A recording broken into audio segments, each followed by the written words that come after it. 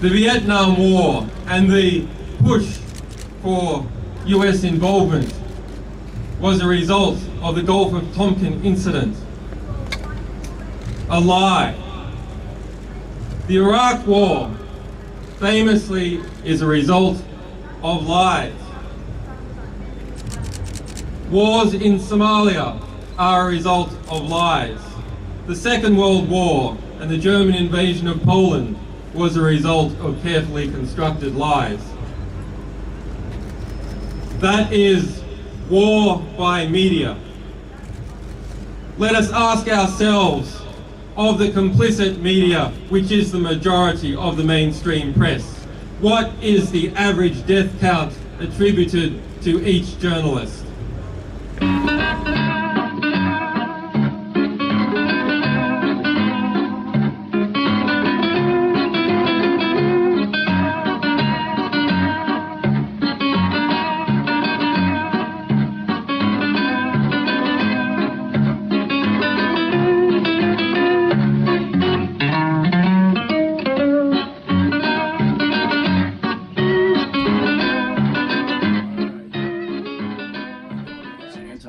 The third man. I'm Randy Credico. Hello, everybody. Randy Credico live on the fly, 99.5 FM, WBAI.org here in New York City. Also, Assange Countdown to Freedom.com and RandyCredico.com. You'll be able to get this show, and it's our Assange Countdown show, which started right here on WBAI 4 years ago, folks. 4 years ago. And the situation is like very dire right now, and there's a lot of things up in the air. So we're going to continue doing these shows here at WBAI, where it all started, until at least after the decision by Judge Balthazar on January 4th, or when Trump gives him a pardon, if he does, and then we can move on and do other people that need pardons. But this is very significant because the entire journalism community is at risk here. If Assange is extradited here and put in prison.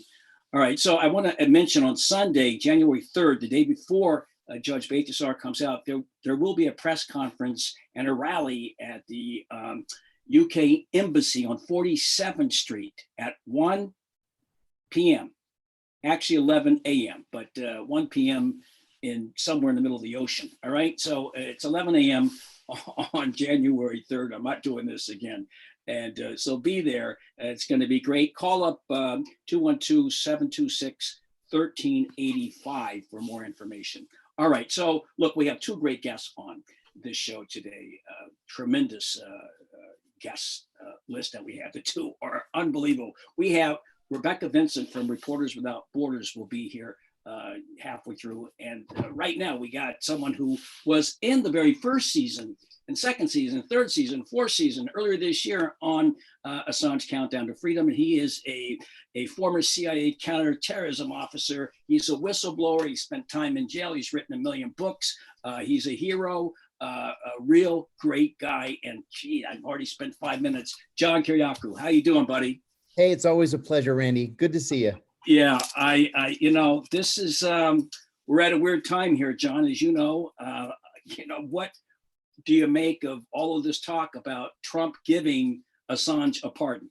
Well, stranger things have happened. And I think that if Trump wants to take one last swing at his detractors and his enemies, pardoning Julian Assange would be a really great idea. Yeah, so it is possible. I mean, look, we're asking a guy who has executed 9 people in the last month and got all his children in cages, which actually started under Obama. But we're asking him to show some heart. And Nils Melzer has come out, and so many others have come out asking for him for the same reason that you said it. It would be, first of all, it's the right thing to do. He's talking about cleaning up the House, the intelligence agencies. This would be one way to do it. Am I right? Oh, yeah. And you said something in your intro that I think is so important. It bears repeating. These charges against Julian Assange really are an attack on the entire media, the entire institution of the media. And one of the great disappointments here, Randy, is that the New York Times and the Washington Post and the LA Times and the Wall Street Journal and all the others are ignoring this case.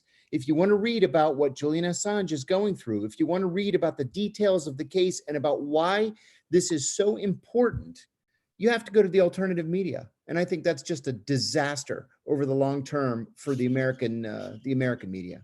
Yes. Well, that's a question. Here's something I wanted to ask you.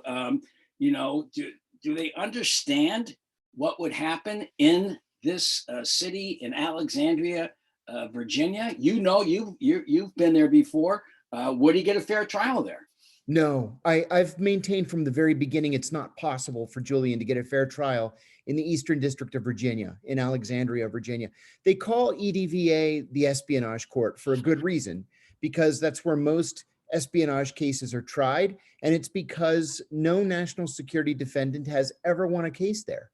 They charge stack, they add felony upon felony upon felony, and they venue shop. And they charge people in the district where they're most likely to be convicted and the most likely to receive a harsh sentence. That's what they've done in this case.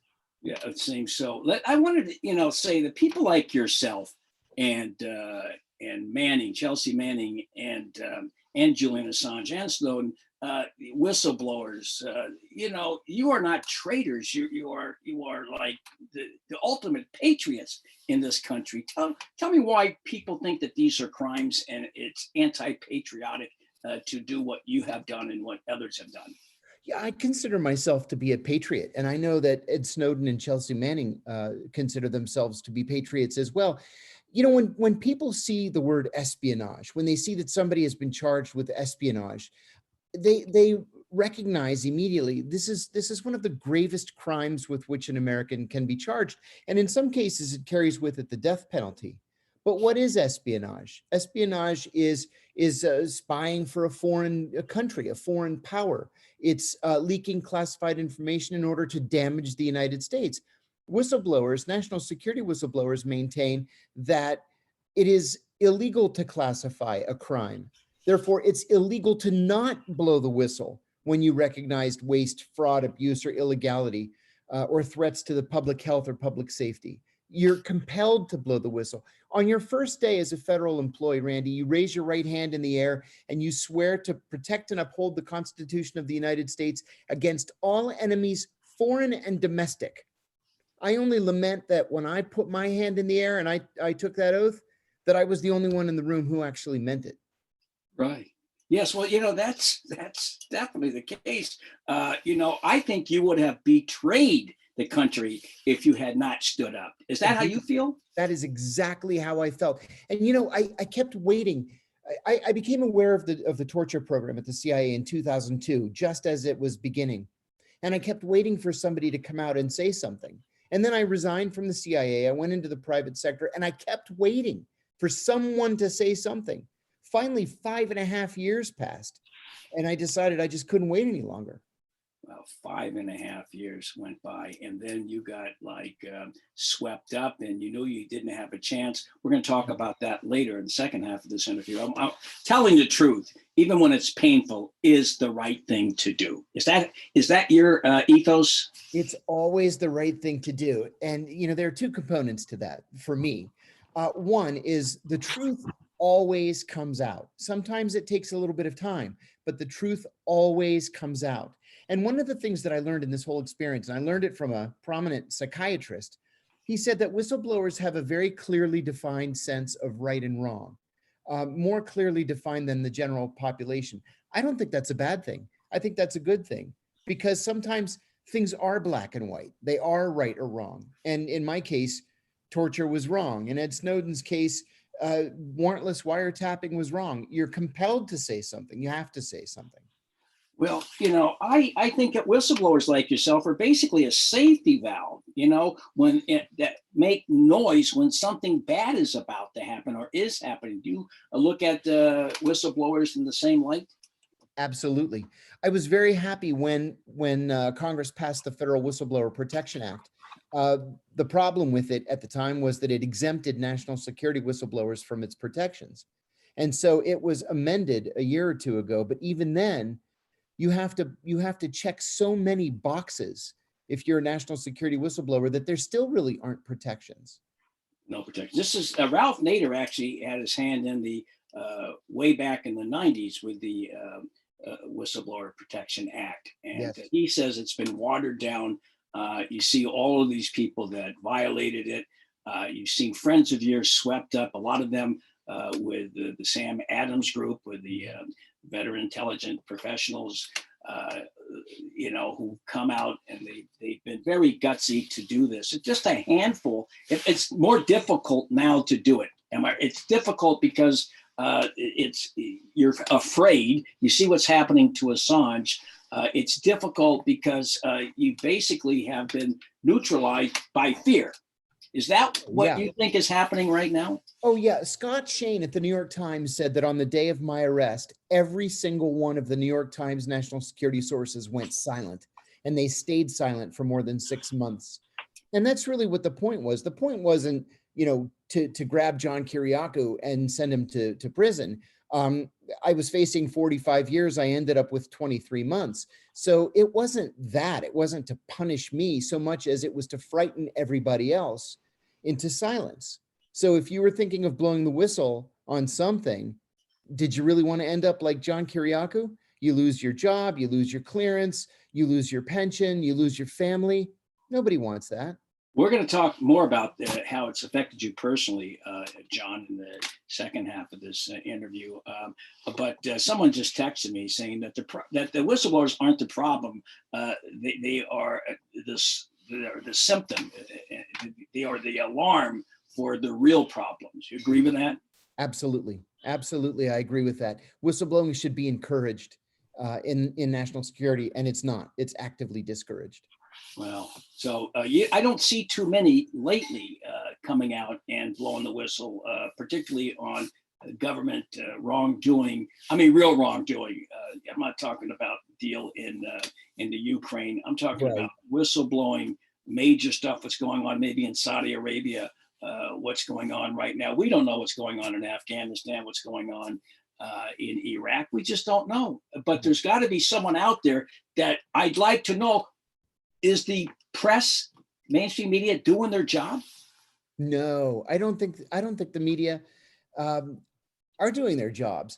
We know, for example, and this is just one example, Ken Dilanian from NBC and MSNBC is the chief national security correspondent. In a Freedom of Information Act request filed by BuzzFeed's Jason Leopold, he found that Ken Dilanian at NBC was sending his stories to the CIA for clearance and comment before he was even sending them to his own editor. So we know that it's not uncommon for these national security correspondents, journalists, to be in bed with the CIA or the Pentagon or NSA. They're not independent. They're not trying to root out corruption or to get a scoop. They're just sort of going along to get along, and they're all one big happy family. Yeah, Ken Dilanian really is the lowest. I mean, if there's anyone on the planet that is emblematic of that CIA program, which probably still exists, Operation Mockingbird, it would be Ken Dilanian, and then probably Barbara Starr at CNN. Maybe the CIA's got that entire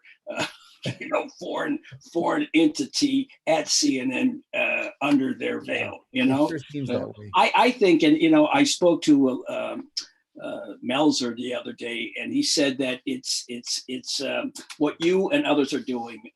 It's a very selfless act to blow the whistle, and it's a very significant personal risk. Can you just before we go to break, address that for a second?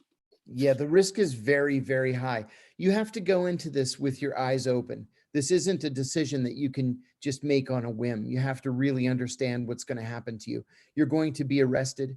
And as soon as you're arrested, you are automatically separated from friends and family. People run screaming from the room. They don't want to talk to you. They don't want to help you. They don't want to contribute to your defense fund. They just want to be left alone. You're going to lose your job. You're going to lose your pension. Once you're convicted of a felony, and they always charge you with multiple felonies, and then they'll drop all of them but one if you agree to take a plea to one. But once you have a felony, you can never get a security clearance again. You can't get a professional license. You can't ever work in the corporate world again. No company is going to hire a convicted felon, especially with a national security conviction. You lose your pension, and then you finally get home from prison, and what do? You end up working at Starbucks or something. And that's if you're lucky. Wow. Yeah, I understand. Look at Thomas Drake. He's working at one of the big firms, but he's a salesman. He's not what he wanted to do in life. All right, we have to go. We'll be right back, folks. Thank you, John. I've traveled around this country from shore to shining shore. It really made me wonder the things I heard and saw. I saw the weary farmer a-plowing sod and loam. I heard the auction hammer just a-knocking down his home. But the banks are made of marble with a guard at every door, and the bolts are stuffed with silver that the farmer sweated for. We are back. I'm Randy Credico, live on the fly, Assange Countdown to Freedom, all that stuff on WBAI.org, and go to AssangeCountdownToFreedom.com. We've been talking with John Kiriakou, who is a award-winning author, a PEN Award, not just that, but you got the Sam Adams Award, you got your portrait up somewhere. I mean, you take a look at your resume. The last 3 weeks I've had Cornel West, and I had Nils Melzer, and you guys have got resumes. If I were to lay it all out, we'd only have 3 seconds for questions. So I congratulate you, John. You've made an incredible comeback. You've done radio for a few years. You've written a lot of books, but you went through that hardship being charged under the Espionage Act. Can you just,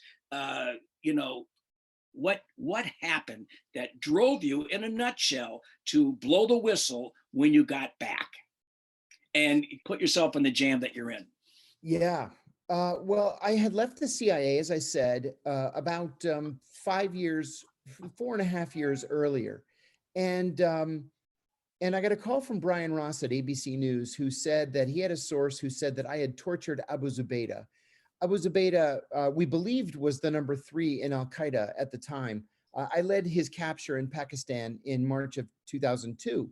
I had never laid a hand on Abu Zubaydah or on any other prisoner. And I told Brian Ross, your source is either mistaken or he's lying.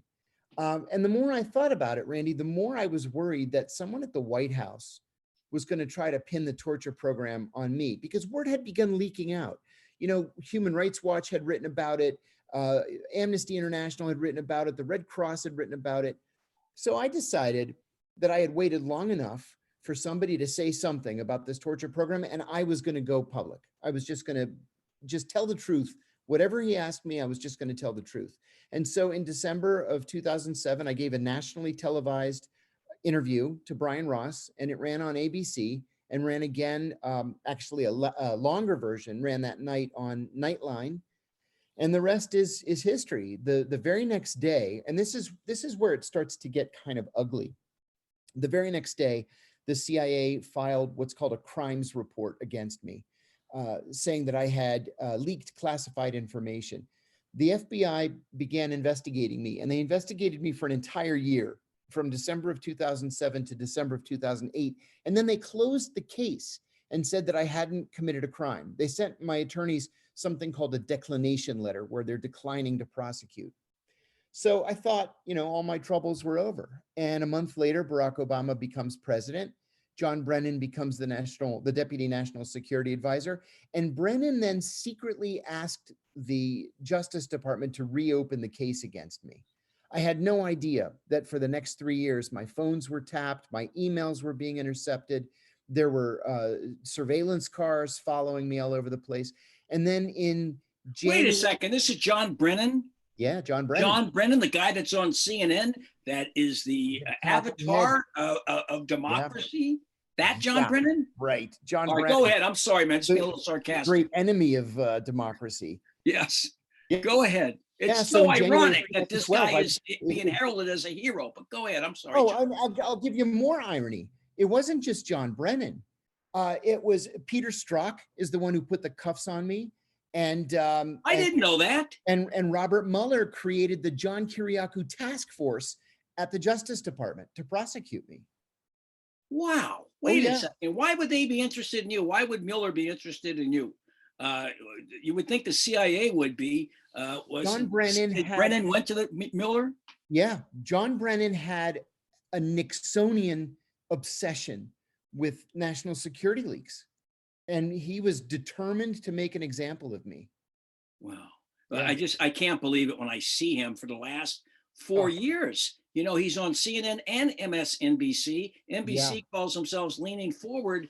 And it's like, wait, he supported torture. Am I Sure right, he did. Brennan? Sure he Well, did. just give us a brief encapsulation of his politics when it came to the CIA. Yeah, John Brennan famously voted for Gus Hall, the Communist Party candidate for president I in did too. 1976. He likes to tell people that because he's constantly trying to prove that he's neither a Democrat nor a Republican. That's just silly. He was the only major former CIA official to sign on to the Obama campaign in 2008. Everybody else had gone to Hillary or to McCain. And that's why he ended up doing so well for himself. Well, once he became the deputy national security advisor, his next goal was to become CIA director, which he got in the second term. And as soon as he became the CIA director, he began telling everybody who would listen that he wanted to be the Secretary of Defense. And so that's why he's been on TV for the last 4 years yelling about Donald Trump. You remember in 2017, when Trump first became president, it was Brennan that was on MSNBC and CNN yelling about Trump and saying that he was a madman. And then Trump suspended his security clearance and it became this big public affair.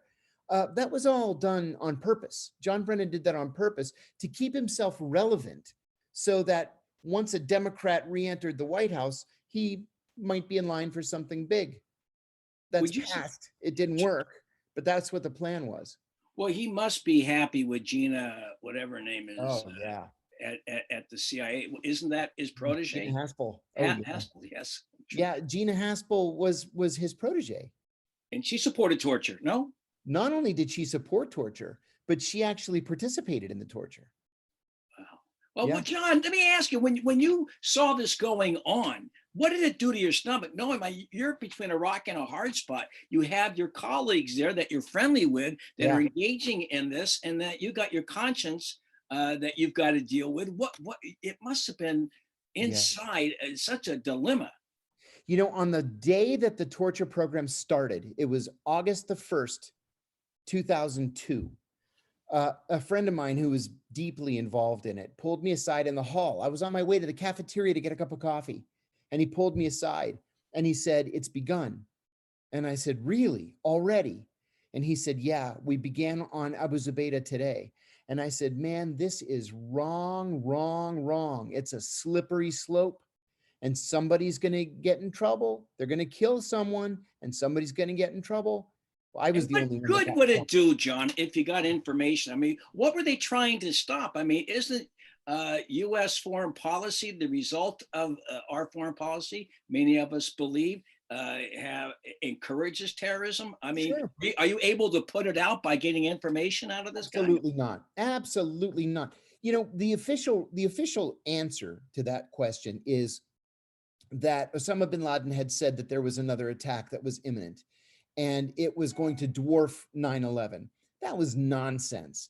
We disrupted Al-Qaeda from the very beginning as soon as we started bombing Tora Bora.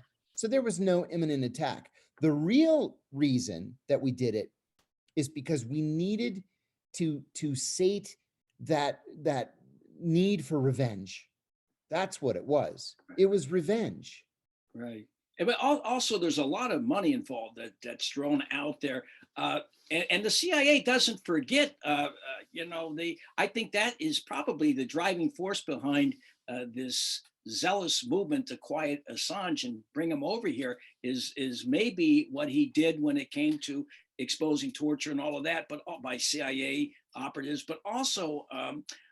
For Vault 7, how much do you Right. think that influenced and, Wow. and angered the CIA brass You know, when he did that? yeah, it's one thing to talk about a torture program. It's another thing to talk about warrantless wiretapping, but Vault 7's information was absolutely landscape changing, Yeah. right? A lot of people don't know what it is. Can you give us some of the Sure. examples? Yeah. Sure. The Vault 7 revelations were the result of a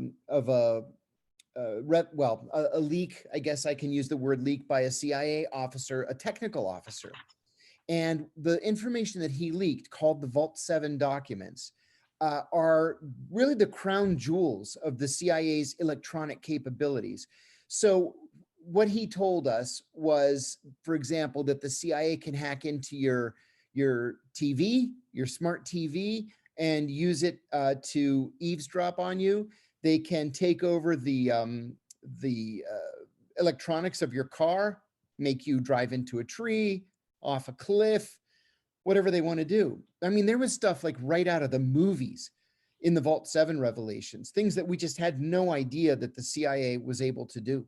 Wait, so this is not James Bond-ish kind of fantasy. This is true stuff. I mean, they True can stuff. actually do it. Oh Wow. yeah, they're actually doing it. So let's say, look, all right, they're mad at him still. They are angry. They want to get even if he gets a pardon. All right. And then and the Brits go along with it. They have their own dirty laundry and interests in keeping Assange muffled. Really, the Foreign Office, they're involved in the same crimes we're involved in. Sure. They're partners in crime. And their intelligence units there. So what happens to him if he gets a pardon? If he gets out? He's not in the clear. I mean, there's going to be people that have a price tag on his head. I would say yes, that's true. I would say that even with a pardon, I would be worried. And I think really in the event of a pardon, Julian needs to get to Australia as quickly as he possibly can. He'll be under very heavy police and intelligence surveillance there, but perhaps that's what would keep him safe. But otherwise, yeah, I don't trust the Brits. I don't trust the Americans, frankly, in the event that he's pardoned. So people are going to have to I'd be worried just about his safety. people are going to be just as rigorous and vigorous in supporting Assange until he really gets out of harm's way. And that even with a pardon, or if the High Court in Britain says, all right, let him go, we're going to have to continue protecting him, because right now, let's be honest, he's in this terrible prison. You know how bad prison conditions are. You were there. Is it possible that he would have access to good health care in this country? Would he have access to communicate to the outside world? What would happen to him in American prison? Well, first of all, healthcare is nearly non-existent. Lots of people die in prison. They die in prison every single day. Some prisons have government healthcare, which is bad. It's just members of the national, whatever they call themselves. They wear uniforms, the National Health Service, and they, whatever you have, they give you Tylenol and wish you the best of luck. So I wrote extensively in my second book about problems with prison healthcare. Others are private healthcare providers like Corizon, for example. They've got about 27% of the private prison healthcare contracts in America. And the way they make their money is to not give you medication, to not send you out for an X-ray or an MRI. The fewer procedures that they approve, the less medicine that they give out, the more money that they make. They're a publicly traded company. And there are others too, like Geo, for example. So there is no healthcare. It's non-existent. Well, private prisons are a whole different story, man. That you and I can talk about forever in a future show. But if he ends up in the Supermax, he's got the SAMS restrictions. Well, that was going to be my second point. There are these communications management units where he'll just be completely cut off from the outside world. no television, no radio, no telephone. You can't write letters. You can't write emails. Literally no contact with the outside world. And that's what they're going to want to do. I was in a communications management unit, and I ended up writing a blog that I had to smuggle out. So what they did with in my situation is I did have email access, but my emails were delayed 5 days, and everything outgoing and incoming was checked. All my letters were slid open and read, then reinserted and sealed. And my phone calls were all recorded and monitored. Sometimes they were monitored, live as I was carrying on these phone calls. So there's really no way to get word out when you're in a communications management unit. They're going to be on them like white on rice. Right. All right, just a couple more questions here, John. I mean, I could talk to you all day long, and someone should do a 10-part series with you like they did with this, like Ken Burns, the Civil War series, to just go through the entire John career. I'm serious. Not sure my blood pressure. There's so much. I have like a million more questions, but why are they going after Assange? What are they doing to Assange? And what is the message ultimately? And what are the consequences ultimately if, in fact, he is extradited, he is convicted and sent to prisons? What kind of implications do we see? Yeah, that's the most important question. The implication is that every member of the press would be subject to arrest for doing his or her job. That's really the bottom line here. And that's why I'm flabbergasted that the mainstream media haven't rallied around Julian Assange. They have to save themselves, they have to. And I think that secondarily, this is meant to frighten everybody into self-censorship, right? Do you really, as a reporter, do you really want to solicit that classified document on your website? Do you really want to put your PGP key on your website? Do you really want to encourage people to send you internal documents? Because you're going to face arrest now. And if you're overseas, you're going to face extradition to the United States to stand trial on espionage charges.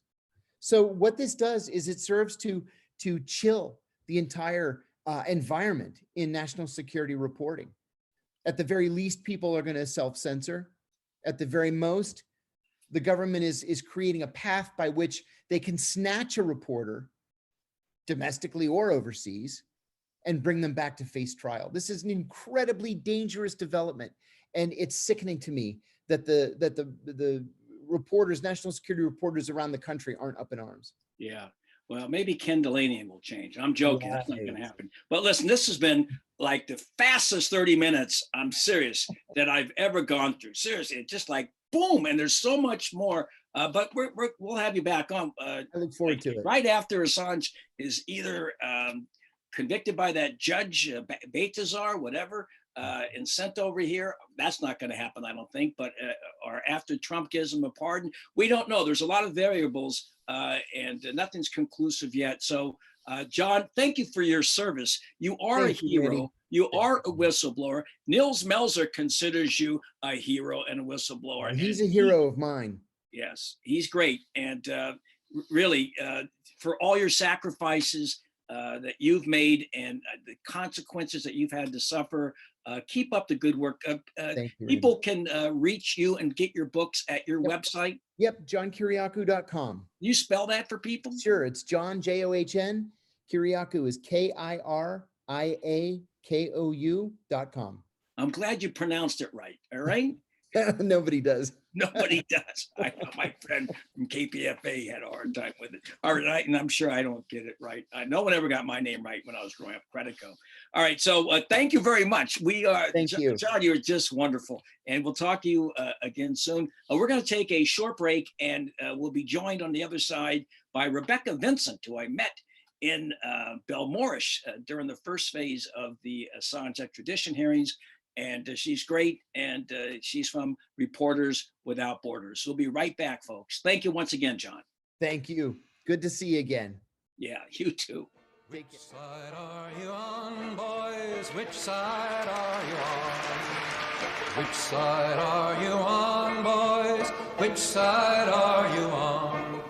They say in Harlan County there are no neutral You'll either be a Union man or a thug for J.H. Blair. Which side are you on, boys? Which side are you on? Tell me, which side are you on, boys? Which side are you on?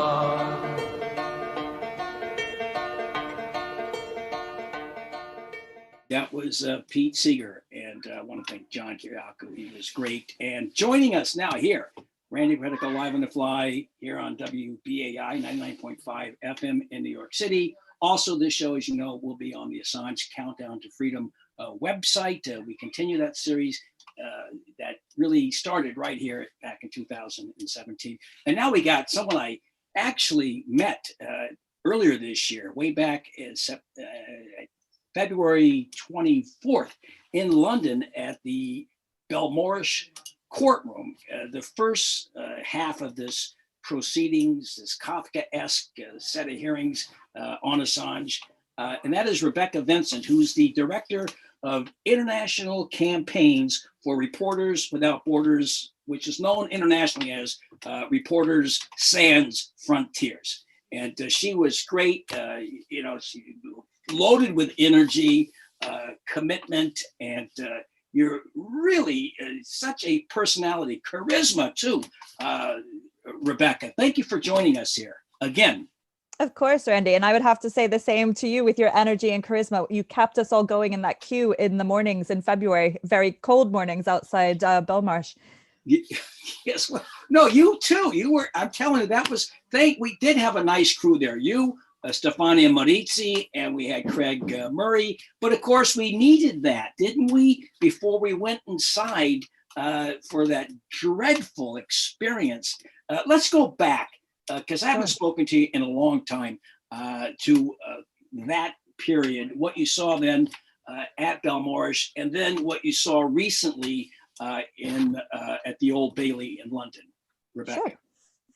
Well, February, as you know, we were all queuing up very early every morning to try to get access to the hearing. So the only way that we could do that was to get into the public gallery. So that, of course, is meant to be for members of the public. I work for an NGO. I was there as a professional NGO observer, but from day one, this judge has refused to recognize NGOs as having any legitimate role in these proceedings. She won't consider us as any different to the public. So the only way that I can do my job is also by queuing to get into the public gallery. I mentioned that because it later became a bigger issue in September, and we'll come to that. But we're not accustomed to doing our jobs this way. We monitor trials in countries all around the world. And I have to say, in February, so far, that had been the most difficult proceedings that I had to access ever. Now, that got much worse months later when we returned to the Old Bailey. But in February, I believe we had 20 seats in the public gallery. At the time, the family usually had about 6 of them. So there were usually, on any given day, about 14 left for the rest of us, right? So I think it was about around 5:30 was the cutoff most days. If you didn't get out there by 5:30 a.m., there was no way you were going to get in. It was cold. It was winter weather. This was a 10 a.m. start. Sometimes they let us into the building a little earlier. Sometimes they just arbitrarily made us suffer. The last day, I think right after you left, Randy, there was a really cold and rainy day that was particularly miserable. They left us out for quite a long time. And then the thing is, once you were in, you weren't necessarily in all day. You had to jostle and fight to kind of just to get back into the public gallery at every point in the day. If the court rose for 5 minutes, we got kicked out. So it created this really hostile Darwinian attitude amongst people that were there with legitimate reasons to want to monitor this hearing. And of course, then on top of all of these kind of atmospheric things, then we're trying to actually get in and listen to quite complex arguments, because in February, that was both sides laying out their legal arguments. So that was quite an important week and quite full of substance, and ranging from, extradition law to the political nature of the offense to many things. And so those were very, very long and tiring days. But I have to say, we thought that was bad. We thought that was uncomfortable. I would take that over, 100 times versus what we then went through. Whoa. Are you, I know what you're going to get into. That was pretty bad. What you just described. Yeah. I was there on the day that it rained, and I tried to get a taxi to the Tube to get back to New York that day. That was on the 27th. And I know how nasty it was there, and it was pouring, and getting there so early. All right. So, and then that, of course, was before you get to just a minute, describe what you saw in those 3 days. I mean, you must have been alarmed by. Oh, absolutely. I mean, but it sort of solidified already our thinking and our position on the case because, and I think it was 4 days of proceedings in the end. There were 5 scheduled, but they finished in 4. So I was able to get in just with sharp elbows, I have to say, and quite a lot of determination because that's You what were it took good. to get back You in were every day. really But good. I was able to systematically monitor the entire proceedings throughout those 4 days. And what we saw is that the US government really did not seem to have any evidence lined up for these, outrageous accusations that they're making against Mr. Assange. And then, of course, that we learned more about that with the witness testimony in September. But I have to say, in February, at least we could see him. We had sight of him. We were in a glass box, and so was he. He was held, and we've described this many times. He was held in a glass dock at the back of the courtroom, like a violent criminal, like a terrorist. We were up above, looking down from another glass box, but we could see him. We had sight of him. We could also see the magistrate, Judge Beretzer. We could see the various lawyers on both sides. We could see what was going on. We could follow proceedings properly, right? Because we were in the courtroom. And that is one reason I would take February over, Right. But over what we then experienced in September. right. No, But I was there sitting next to you too, or close by, and I could see him, and it was alarming, as you just said, to see him in that box. It was, and he did not look well, did he, Randy? He was clearly not well. He was clearly not able to engage properly, to follow his own proceedings properly, and the judge somewhat arbitrarily denied his lawyer's application for him to come sit in the well of the court where he could participate properly. So yeah, that's what was going on that week. But that was something that, as an NGO observer, part of what I'm looking at, I don't cover it in the same way that a working journalist would. So part of what I'm looking at is like his conditions, is how he's able to follow, and I couldn't see any of those things later in September for the reasons that we'll get into. Yeah, well, listen, I want to jump to September, because you went back there in September. I know how bad he looked when we were both there, and that entire spectacle that was going on. It was, Nazi war criminals were in open court with their lawyers next to them at Nuremberg, and you would think he was Hannibal Lecter or something, the way he was, ensconced in that glass cage. It was really bizarre. Eichmann in Israel had lawyers next to him. So let me go to September, what we just went through. I haven't spoken to you. You were there, you monitored it. And you had a hard time. Tell us your experience and what you gleaned from the whole thing. Well, it might be worth just briefly touching on what happened between February and September as well, because of course, after that weekend at the Woolwich Crown Court, we had the pandemic started to take hold in the UK and in many other countries as well. And so when the UK went into lockdown, Belmarsh Prison went into lockdown as well. And so that meant that Assange's monthly call-over hearings started to be impacted as well. So he's required to appear before the court once a month. And it became, in his view, unsafe for him to even be transferred to the prison's video conference room because of the lack of health and safety precautions. And of course, he has a history of respiratory issues and other health issues that put him more at risk if he does contract COVID. And so we had all of these proceedings. I think there were around 6 in between the February week of the legal arguments and then the 4 weeks of proceedings in September, which were the witness testimony in this case. We had all of these administrative call-over hearings in between, and we tried to monitor those too. We were given phone access, but it often didn't work. And sometimes the court forgot to add the line to the court. So we were all just on hold. And when I say all of us, it was journalists who were attempting to cover it, right? So few people could do anything in person during lockdown. It was really ridiculous. And so I documented that. We've published on that too, the sort of the difficulty we had with that. And Assange, excuse me, Assange did not appear in several of those proceedings either because of the COVID risk. So, sorry. Yeah, well, I understand. Yeah, the whole, right now, he's exposed like 100 people that got COVID there. Before we get into September, are you concerned about him right now with the spread of COVID inside Belmarsh?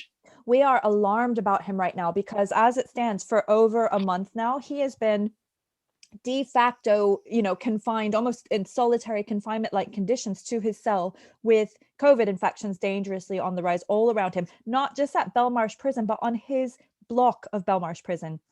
So at Reporters Without Borders, we believe that he should be released, full stop. We always call for this. We think the case against him is politically motivated. The charges should be dropped. He should be released.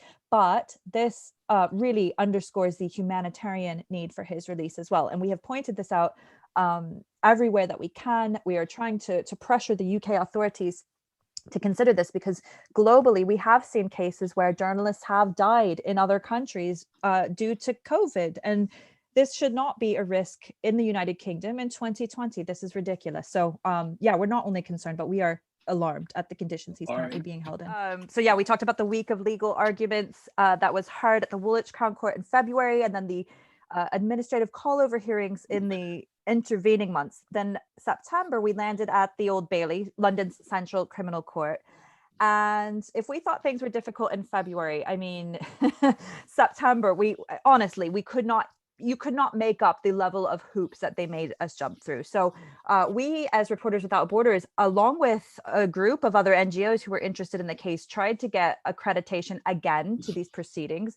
We're again told by the court, and in fact by the Lord Chancellor, Robert Buckland, that they basically refused still to recognize NGOs as having any role different to the public. So we were basically told, try your chances with the public gallery.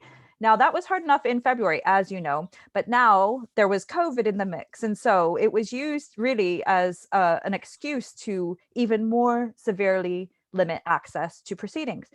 Now, they opened up an overflow courtroom. So there was two courtrooms where proceedings were happening in September. The main courtroom where Mr. Assange was being held, where the lawyers were, and where his family was able to access that public gallery. And then the overflow courtroom where a handful of journalists, and I really mean a handful, were allowed to sit on the floor looking at a television screen, and they were able to work there.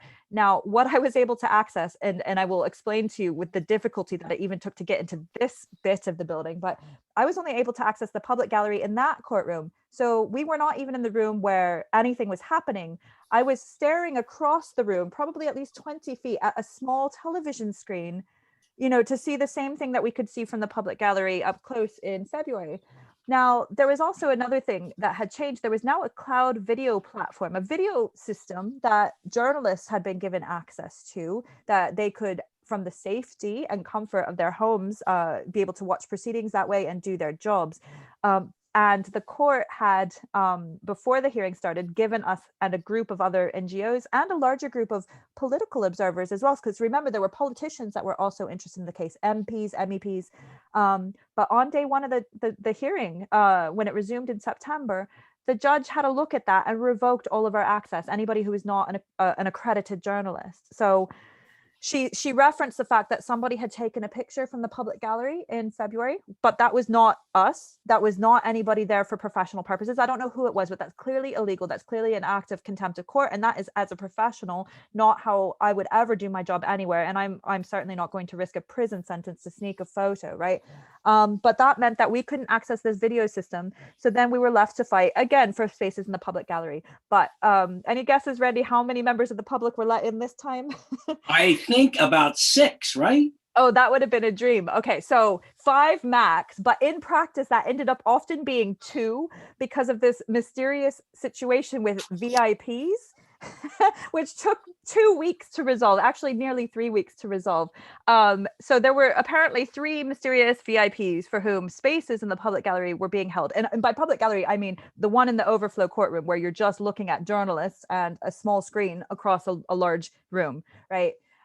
So they would let in 2 people, and then they would wait each session. In the morning, they would hold those seats for an hour and a half, and in the afternoon, a half an hour every day. And these VIPs never turned up. Finally, I ascertained through, I had been trying for the entire time, but finally I was able to work out from somebody helpful in the court system that that these seats were being held for diplomatic observers.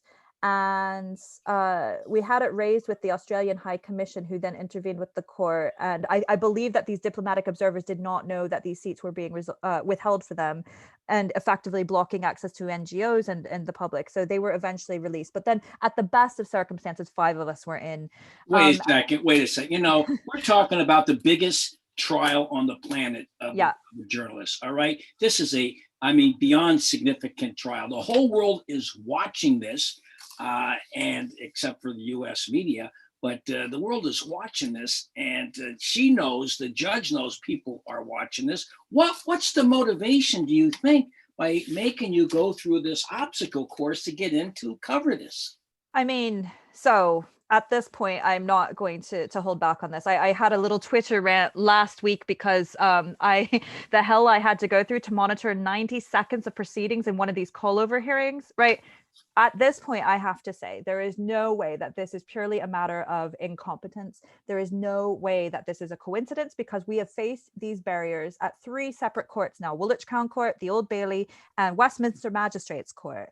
The common factor here is the judge, who clearly does not want, a significant degree of scrutiny of these proceedings. So I will refrain from commenting further on how these proceedings are being handled, apart from the access issues. But we have categorized this at Reporters Without Borders as barriers to open justice. And I will have more to say after we learn the decision, which is coming up. But what I will say is it's been really shocking to learn that this could pass for open justice in a modern democracy, because it certainly hasn't been it. So at every step of the way, the goalposts are constantly shifting. You have to bargain your way in every day. I had a whole network of grassroots activists helping to queue and to help to get me in, because they saw the value in having a professional NGO also able to monitor proceedings. So I'm really grateful for the kindness of these activists.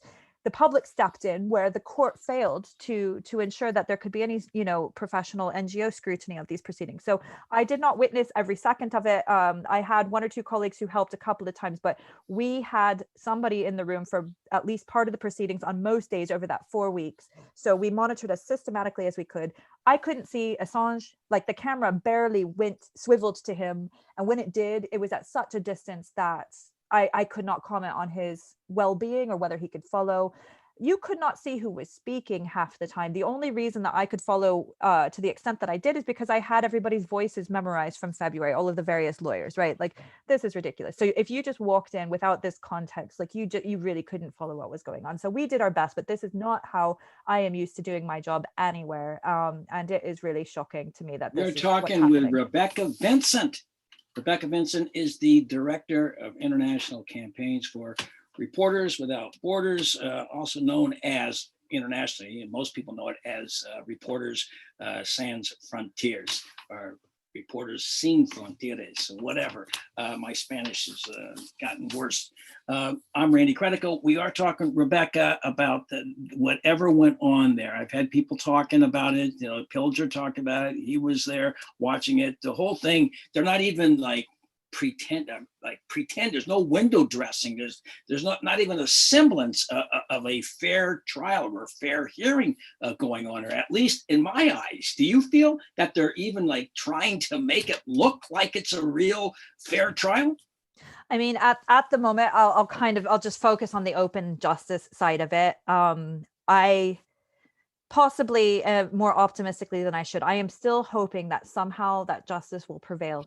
So we have 2 weeks left to see what will happen here, and of course, then there will be an appeals process depending on the decision here. But I am still hoping that the system is not as broken as we fear that it might be, and that despite these frustrations, that possibly that the court will look seriously at this from an objective perspective. And from our view, these charges are inherently political, which in and of itself should be a bar for extradition from the UK. But you said that in an article. You said, we firmly believe Assange has been targeted for his contribution to journalism. yes.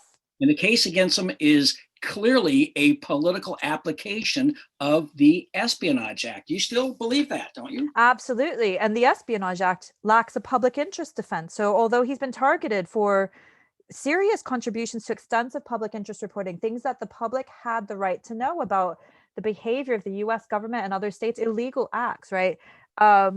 And if he is extradited to the US to face trial there, he cannot defend himself because there is no public interest defense in the Espionage Act. We have called more broadly for that law to be reformed.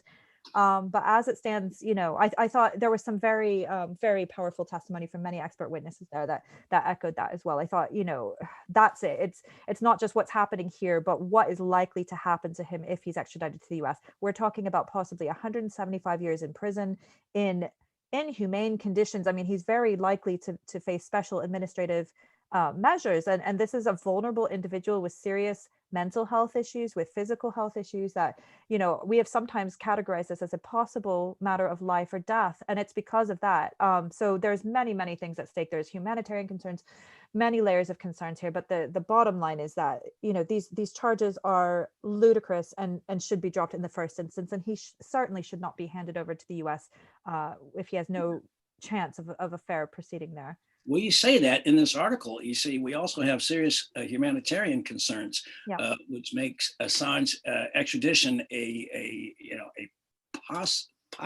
possible matter of life and death. You really think it's a matter of life and death if he were to be Yeah, I'm asking you rhetorically. Yeah, no, but I mean, I absolutely do, because I sat through days of testimony from medical experts that were, apart from one medical expert testifying for the prosecution, we heard days of testimony about how vulnerable Mr. Assange is, how he suffers from depression, how he has hundreds of suicidal thoughts per day, how he has PTSD, audio hallucinations, a sleeping disorder, all of these issues. And when you look at the conditions and what's reported, especially if he faces special administrative procedures, that is like the harshest possible application of solitary confinement. That testimony was really chilling to me. That stuck out to me more on a personal level than anything else I heard in September. And nobody could pretend to the extent, that you would fool so many credible medical experts, which is what the prosecution at times tried to insinuate. But no, it's shocking, and that's why. And frankly, it's not even just a matter of extradition. I'm worried about him in Belmarsh prison now, not just the COVID risk, but the mental health issues, especially now that he's basically being locked in his cell because of the COVID risk. Last month there was an inmate that committed suicide that was a friend of Mr. Assange's. That must be incredibly triggering for somebody suffering from suicidal thoughts themselves, so I've said this many times as well. If anything happens to him here, it is the full legal and moral responsibility of the UK. And we're not out of the water yet. I think, if they think that they're going to expedite this and hand him over and then it will be the US problem, so there is the risk of something happening to him here. And that is alarming. He should be immediately released. Well, your organization, a great organization around the world, they've been involved in many cases. The implications to you and to your organization, does it jeopardize the future of the First Amendment, free speech, journalism in general? What are the implications if, in fact, they are successful in extraditing him to the U.S. and then putting him in prison? I mean, the implications cannot be understated. This case is historic, and I felt that sitting in the courtroom. You probably did too, Randy. It just, you could feel this weight. This case will have implications for journalism and for press freedom for years to come, not just in the United States, not just in the UK, but internationally. If the US government is able to successfully prosecute somebody for publishing public interest information leaked by another source, that is going to have a chilling effect on journalism around the world.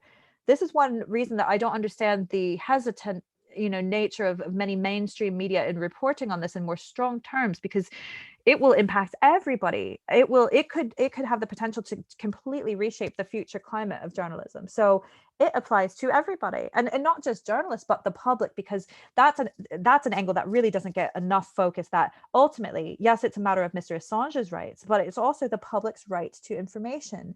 And if media are not able to publish information like this, it is the public that ultimately suffers, because there will be less reporting on illegal acts by states, crimes that should be prosecuted, not the person who published it.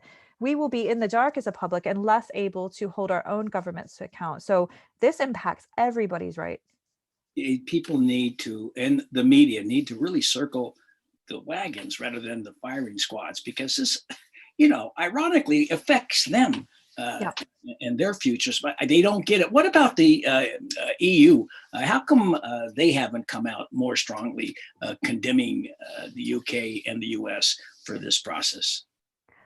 Well, I think there are individual EU states that have been strong. Germany, for example, has been stronger than most. There is interest there, but I think it's just a matter of realpolitik, and nobody is quite willing to cross certain lines in how they're approaching the US and UK on this case. And I think as well that this year, of course, you cannot remove COVID from this. So many countries are preoccupied with the pandemic, that they possibly have reduced capacity to engage on other issues compared to other years, more normal years, right? So I don't know, but this is one message that I'm really trying to get across now. We are in a very critical phase now. We have less than 2 weeks until we learn of Mr. Assange's fate.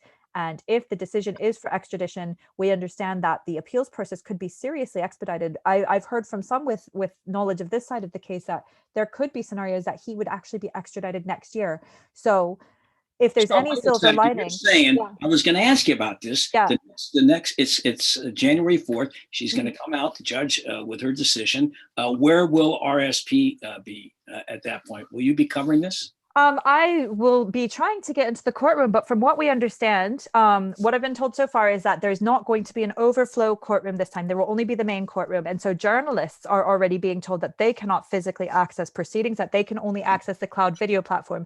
Now, the court will not give us access to this video platform, which means the only way we can get in is the public gallery. But in September, if we're talking about the main courtroom only, assuming they only let in the same number of people that they did before, that means only the family would be able to access the public gallery in the main courtroom. So no journalists present, no members of the public, no NGO observers. We're very likely to find out this historic, decision just based on the very few people, which again, they're people so immediately connected, only the family and only the lawyers, they'll have to inform the rest of us. And I guess those journalists who are able from home to watch the remote proceedings. But if I can't get in, I will be outside the courtroom. But we are making our position quite clear as we speak to the court again and to the UK authorities. And I will continue to raise the open access issues, as far as we can, even after these proceedings conclude, because I have been shocked at how the UK has really handled these issues. In fact, several weeks ago, I was back in Turkey, even under lockdown conditions, to monitor a hearing there. And, this is a country that does not have nearly as strong of a legacy as the UK in things like free expression and rule of law, but I have no problems getting into court there to do my job. They understand the role of professional NGO observers. So I've compared that sometimes to what we face here. I will be raising these issues far beyond this case for a long time, but as it stands, they don't want us there. I'm telling you, when you get better treatment in Turkey than you do in the UK, that's a lot. So any last words? I know Trump has been pressured by people in his own party and from folks like Niels Melzer and Sarah Palin about giving him a pardon. Are you hopeful? Would you urge him to give him a pardon? I can't say that I'm hopeful because I'm very cynical about Trump's approach to this case, but I would urge him to, and we have called on him to, as Reporters Without Borders, if he can do anything on the way out the door to improve his terrible press freedom legacy, it would be to pardon Julian Assange, to pardon Edward Snowden. And if that doesn't happen, we will then be urging President-elect Biden in office to consider his own position there and to drop these charges. That's what it should come down to. These charges shouldn't exist in the first place, so a pardon is insufficient in that regard. But the most important thing is to get him out of prison immediately, and then the other issues can be picked up. So any means of getting him out and ensuring his health, ensuring that his life is protected, that is the immediate urgent concern. Wow. Well, you get the last word there. Well, actually, I'd like to let people know how they reach you or reach your organization. To stay attuned as to your work, not just with Assange, but elsewhere. So our website is www.rsf, so Reporters Sans Frontières, rsf.org. And if you put /EN, you'll get the English version of the site. And you can subscribe to the UK country updates, which will get you everything we're doing on Assange and other issues.